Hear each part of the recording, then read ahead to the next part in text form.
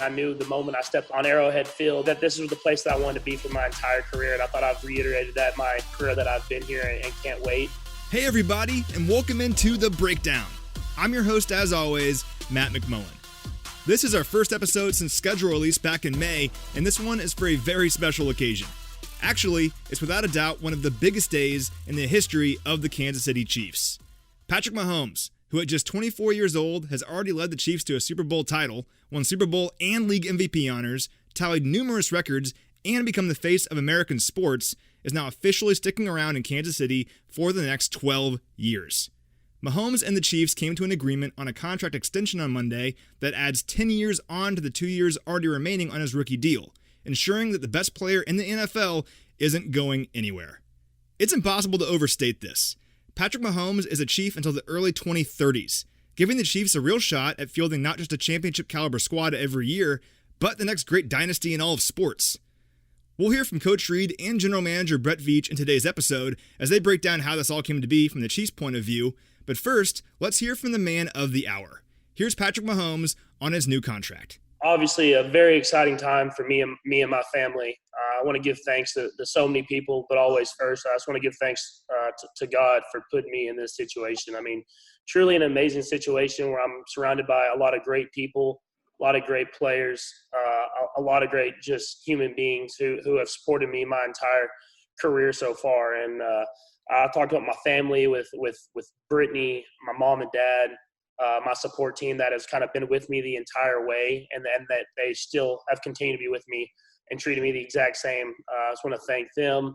The Chiefs organization, like I said earlier, I mean, Coach Reid, Veach, Mark Donovan, Clark Hunt, everybody. I mean, it's been a team effort the entire way, and I think that's the special thing about this organization is that, like Veach said, there's trust amongst everybody. As much as I trust in them, they trust in me. And we were able to go out there and get this contract done the right way that not only gives me the security that I've always wanted, but also allows opportunity for the team to be great around me the entire duration of my career. And I have full trust that things will get handled the right way as we go throughout this career, and that we will be in a position to win a lot of football games and hopefully win a lot more championships as my career goes on. Other people, I want to thank the Chiefs Kingdom. Obviously, their support for me has been tremendous since the day I got drafted. The fact that they've kind of been behind me and supported me has been truly special, and it's a one-of-a-kind thing. And I knew the moment I stepped on Arrowhead Field that this was the place that I wanted to be for my entire career. And I thought I've reiterated that my entire career that I've been here and can't wait. And then my agents and my support team, I mean, for them to go out and do this contract and do it the right way. I told them what I wanted from the beginning. They brought me, different options. They worked hand in hand with the Chiefs the entire time, and Veach and his team and Coach Reid and all the coaches. And they pretty much just put it out there and to the best way that, like I said, that we could be a great team moving forward. And I obviously have the security that I want. It's an exciting time. I'm just glad that I get to continue building this legacy in Kansas City. Obviously, with everything going on in the world with COVID and all this different stuff, to have this security to go into the community and be able to give back. I can't wait to not only build this legacy on the field, but off of it. And I'm excited for the future ahead for not only me, but the Kansas City Chiefs and the communities that have brought me up so far. All right, there's a lot to unpack there. The first thing that jumps out at me, though, and this was a theme throughout the Zoom presser, is that Patrick Mahomes, from the moment he became a Chief, has wanted to spend his entire career here. I think it's important to recognize that because it's not really the norm anymore. The idea of legacy and spending a career with one franchise is tough to come by nowadays, so I think it's pretty cool that Mahomes wants that kind of legacy for himself at such a young age. So, with that mandate in mind, Mahomes explained that he wanted two primary things in a new deal: security for his family, but also the ability to leave the Chiefs flexibility when it comes to putting talent around him. That's where Veach and his staff had to get creative. You know, they had two big wants, and that was protection for Pat, and then surrounding Pat with talent. And, you know, Coach and I know as well as anybody that if Pat Mahomes is healthy and there's talent around him, it's unstoppable. And so, you know, the framework was how can we get him, you know, the most in protections and at the same time continually to allow him to have great talent around him. So it kind of started in the longer term. Again, and this goes back to the agents working for the player, Pat being very mature for a young age and understanding that I have a great city, great fan base, great ownership, Hall of Fame head coach.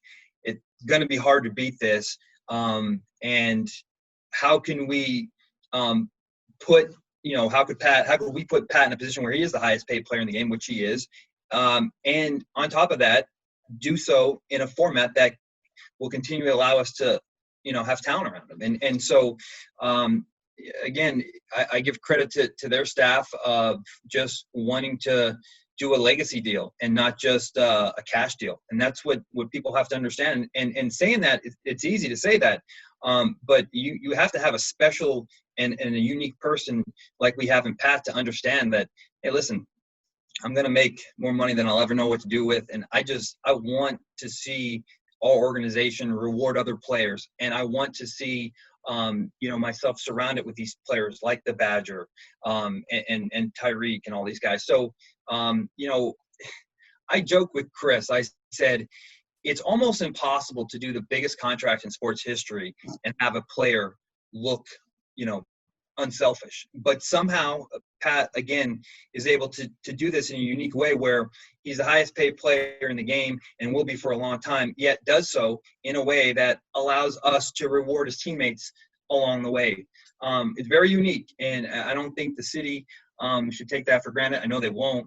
But again, I think back to my opening statement that this contract and the length speaks to Pat's love and commitment to Kansas City. He wants to win, and he wants to do it here in Kansas City. I think that awareness on Mahomes' part to recognize the importance of rewarding the players around him is so critical. Mahomes is the best player in the world. We all know that. But as good as he is, he knows that having guys like Tyreek Hill and Travis Kelce around him makes everybody better. Mahomes spoke about that while mentioning that his father and his godfather, both former Major League pitchers, provided advice on that very subject. I think the biggest thing that they preached to me is kind of the same thing that I had already thought, and it was good just to hear them, is that you want to have great players around you. You don't want to be a guy that takes up all the money and then all of a sudden you're having to find different guys that will take cheaper deals, because you want to those guys need to be rewarded as well. It's not about one person, and I truly believe that. I know the situation that I was brought into and how good of a situation it was, where I got to sit a year behind a great quarterback who taught me a lot.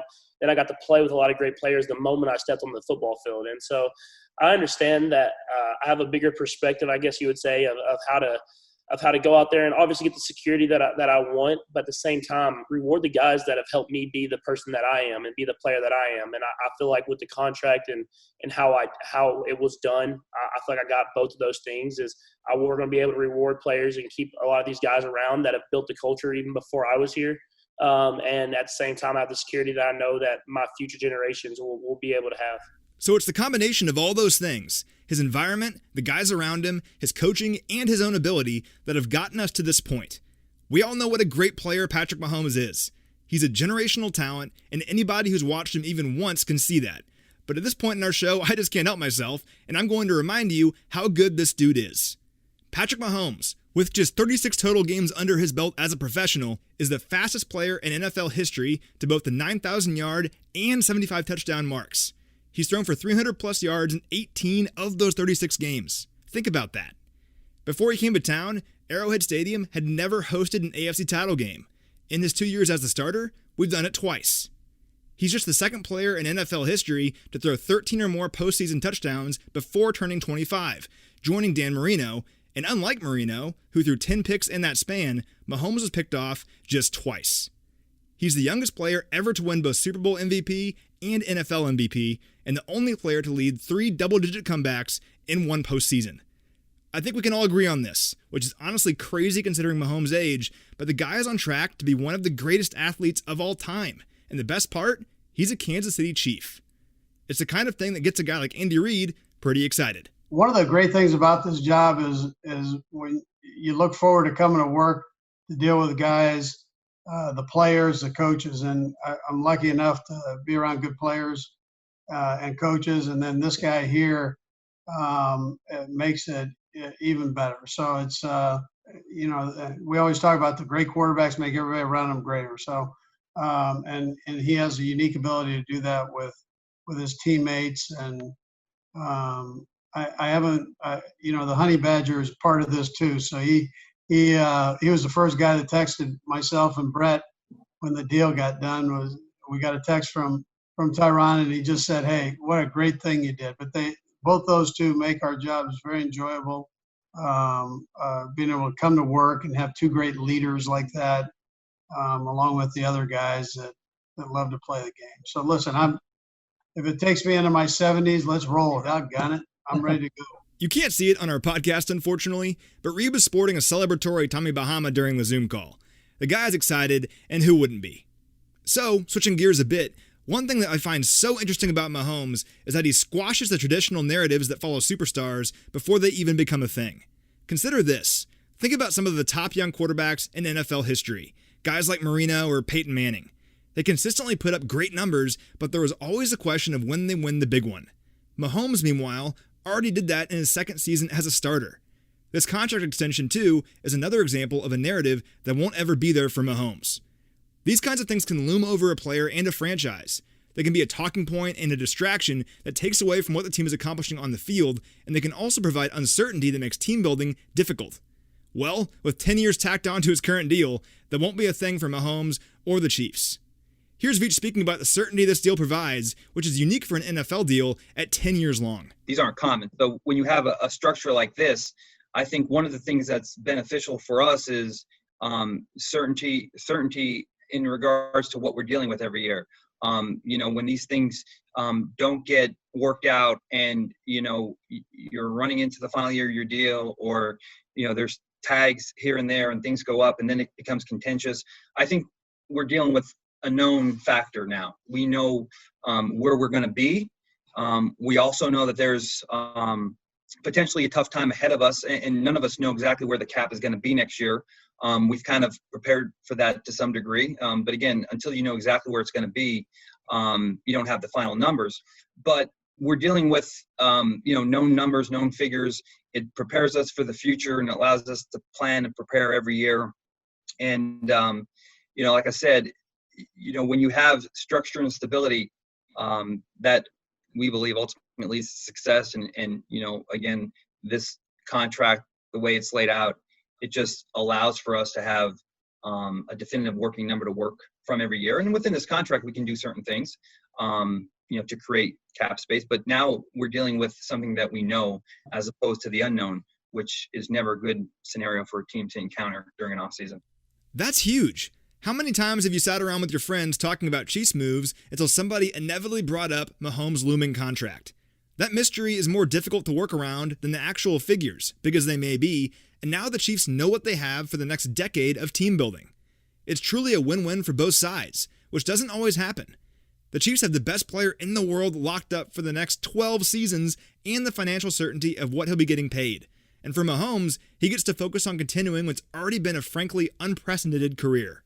It's never been about money to me. Obviously, it's awesome and it's an exciting time for me.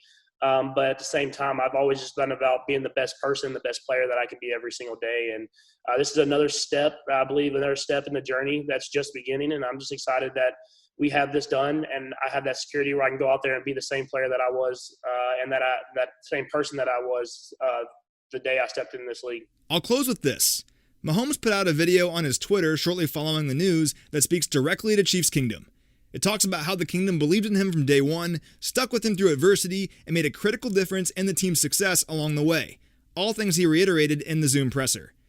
He then ended his social video with 4 words. We're chasing a dynasty.